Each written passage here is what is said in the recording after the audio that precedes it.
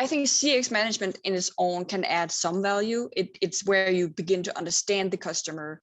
But I think where this really adds value to a company is when you put on those lower levels of your service design map, or whatever you choose to call it, where you have the customer journey, but then you link it to the touch points, and then you link whatever processes is happening between those touch points on our side of the fence, so to say, not with the customer, but that the customer never sees, right? All the steps that happens there. And typically you would then have a series of systems and software that supports those processes.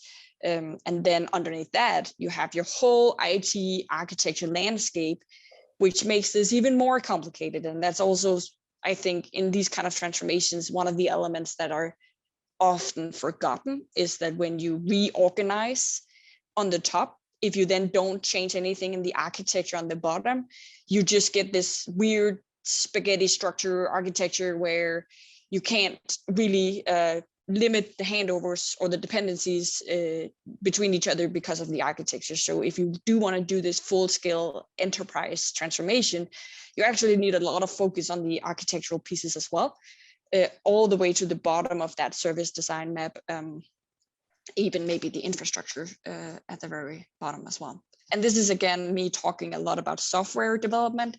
Of course, it would look different. Your service map would look different if you don't have software, if software isn't really a part of your process. But it's not a lot of customer journeys today I can think of that doesn't have some element of software as part of the journey.